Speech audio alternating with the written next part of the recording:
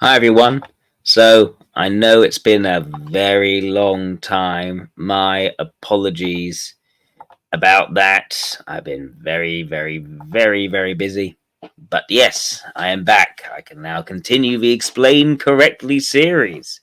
The Explain Correctly series is my way of sort of explaining some of the key aspects of socionics, especially to a more Myers-Briggs oriented audience. And continuing that, I'm going to talk about the ENTP versus ESFJ. Explained correctly. Well, when it comes to understanding how these types differ and are also quite similar, it's worth keeping in mind that people tend to perceive, especially in the Myers-Briggs world, but these are very different types. As you can see, there are three different letters between them, with extrovert being only one of the letters being shared. But really, these are very similar types in the ways that I would say count. Let me talk about those similarities first of all. So, if you were to sort of just ignore the last three letters for a bit and dive deeper, dive into the nature of the different one would call cognitive functions or information metabolism elements, the ones which are valued, these types both share in valuing them. And similarly, the ones that they don't value, they both don't value. The ENTP and ESFJ are both world acceptors and clarity seekers. And by being this, they are both what I would say are alpha types.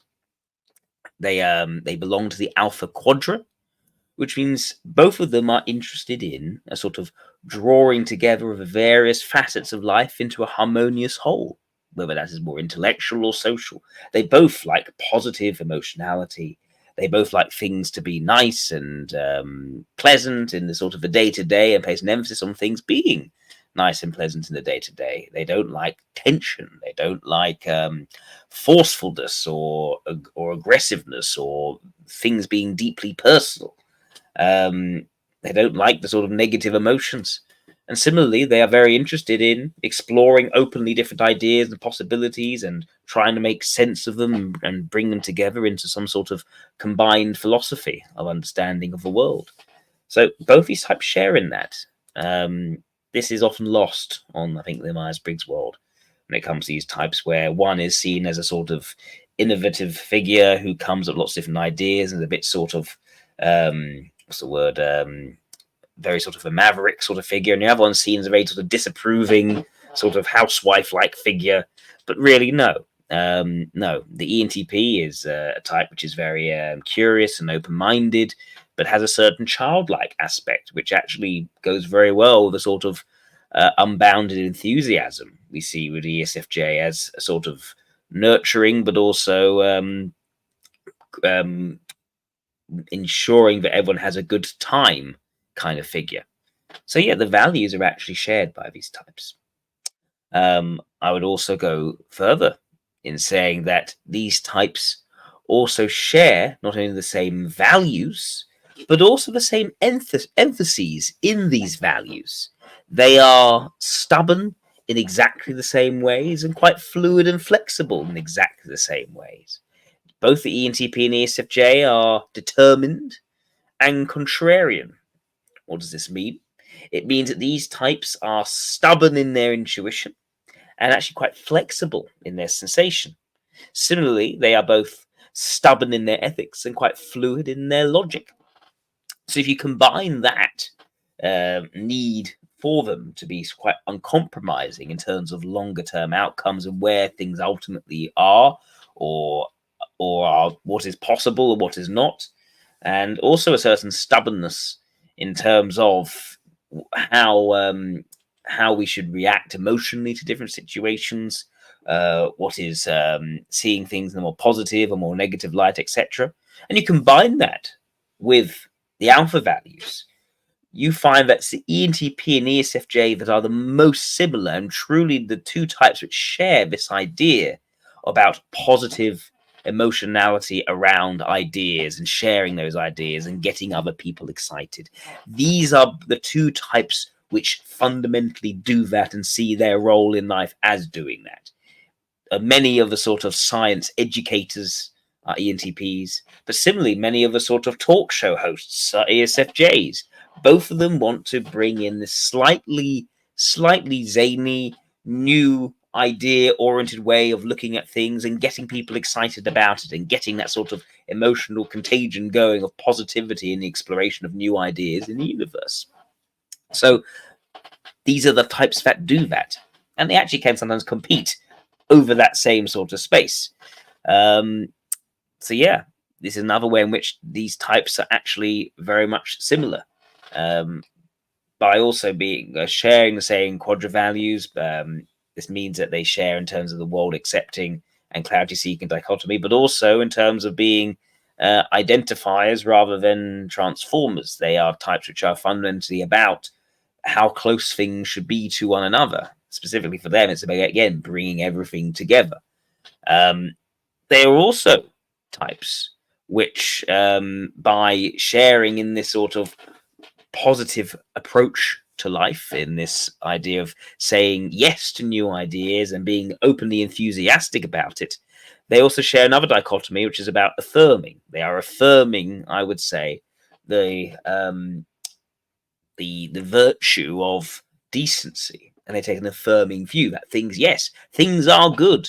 We must share in the goodness. We must spread the goodness. Get people excited about what is new. Say yes to all the different possibilities of life as a default, rather than saying no. And these are also the types which are most inclined to frown upon those who do frowning upon.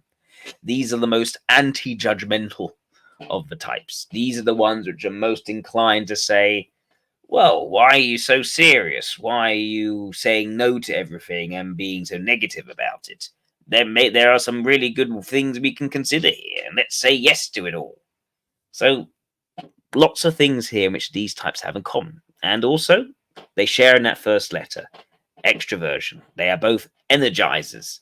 They're both quite high energy types. They're both about broadening things out, getting things going, moving things ahead. So right, in these ways, these types are actually very, very similar. How are they different? Well, there's the obvious ones, of course. Whereas the ENTP is an intuitive type, the ESE is a sensory type. Whereas the ENTP is a logical type or thinking type, the ESE is or ESFJ is an ethical or feeling type. So that means that their strengths are very, very different. The ENTP is far more comfortable in the realm of intellectual ideas. They're better with abstract stuff. Think about how things fit together. What are the different ways of looking at an issue and how it can all make sense? This is their bread and butter. ESFJs, they are far more confident and capable in the realm of real life interactions with people in the day-to-day. One is very good at sort of the crowd control, managing people right here, right now. The other is far better at coming up with innovative ideas and solutions to problems which require out-of-the-box thinking. Okay, so that's one way in which they're very, very different. They're also quite different in terms of their general temperament. They share in that energizer quality. They're both high energy, but one takes an irrational approach, the other takes an irrational approach. Not only a rational versus irrational approach, but also a holistic versus reductivistic approach. What do I mean by that? Well, you'll find that the certain energy signature, you could say, of an ENTP is one of sudden and quite rapid shifts in focus from one thing to another thing to another thing to another thing. A certain distractibility where they see one thing, they take interest in that, then they may lose interest, then they may sort of hop to something else.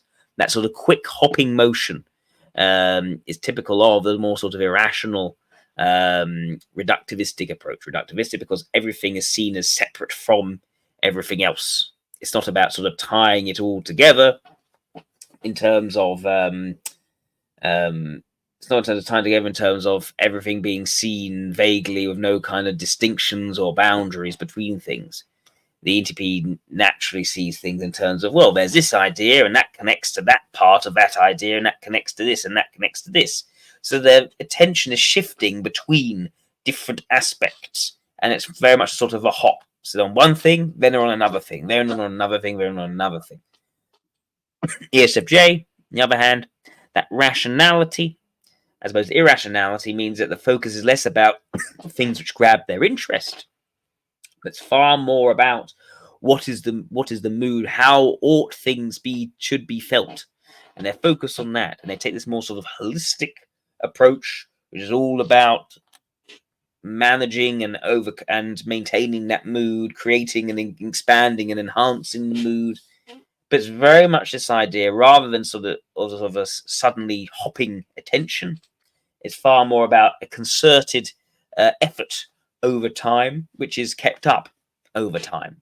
And the ESFJs are far more almost consistently busy in getting things going, making sure people are happy, thinking about how people might feel, and to encourage the right kind of emotions and putting on the right sorts of events. So the energy signature, the temperament, you could say, is slightly different between these two.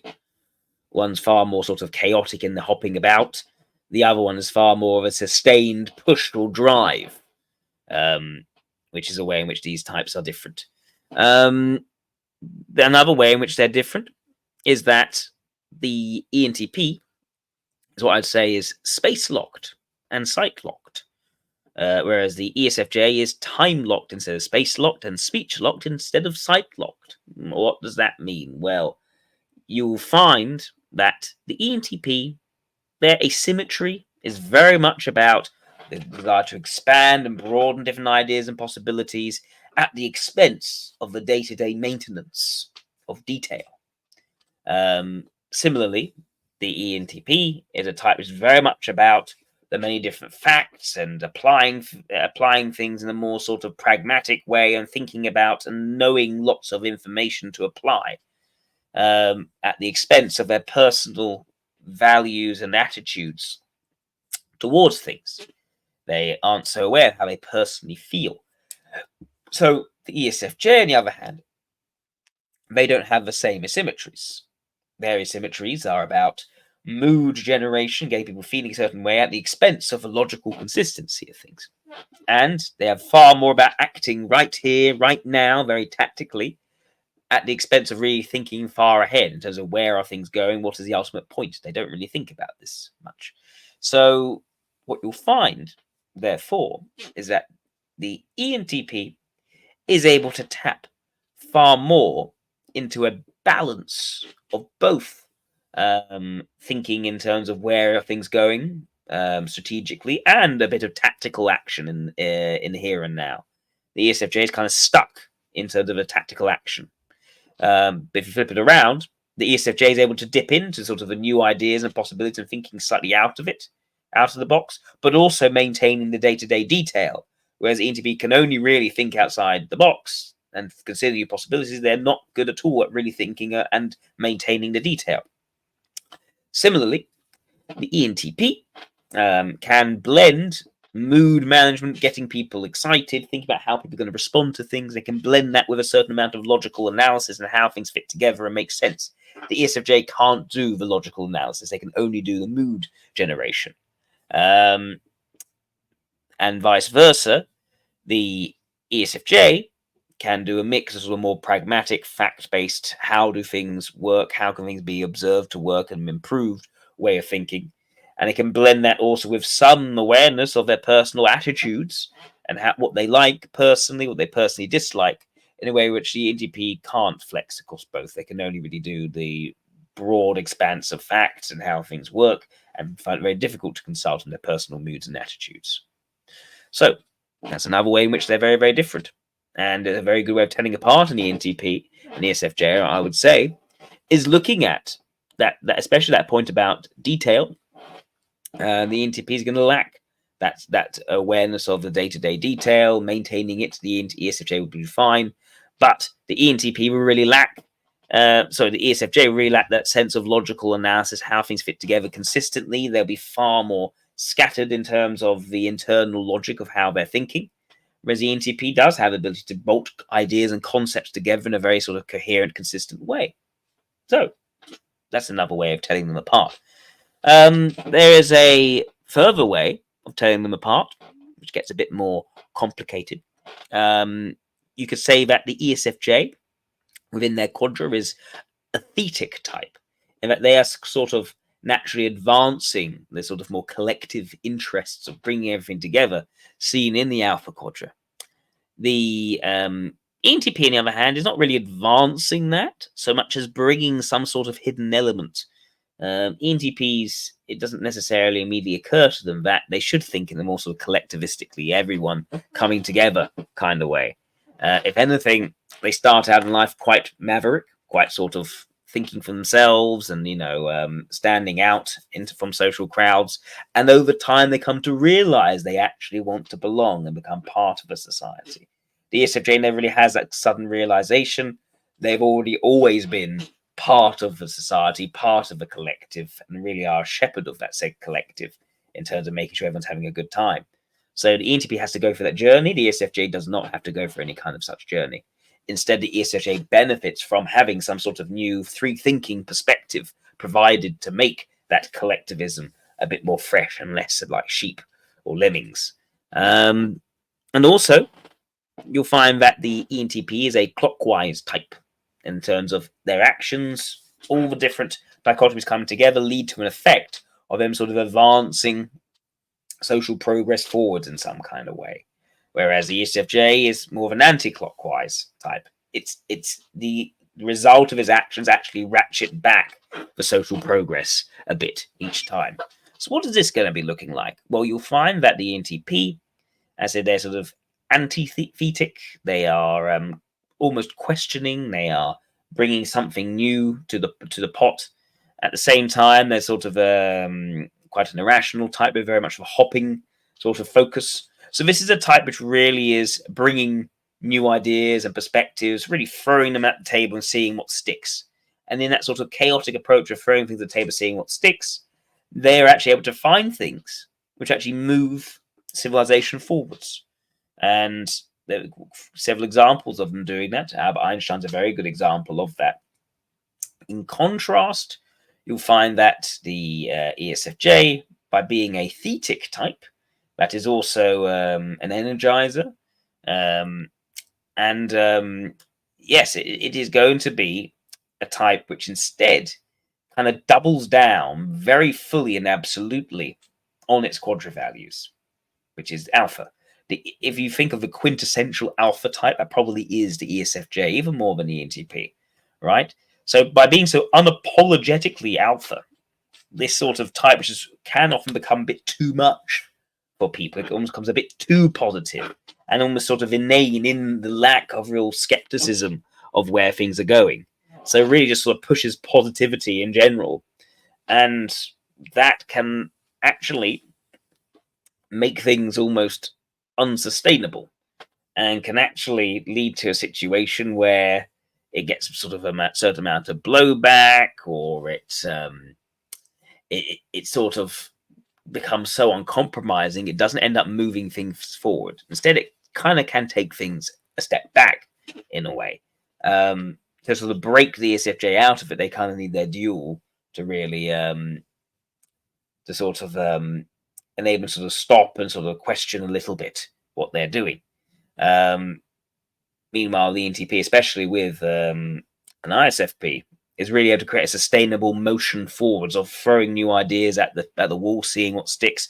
The ISFP and finding what the problems are in it in terms of how comfortable they feel about these ideas, enabling the remaining ideas to really take things forward. So, yeah, that's what I would say are the key similarities and differences between these types. I hope that was helpful. Thank you very much.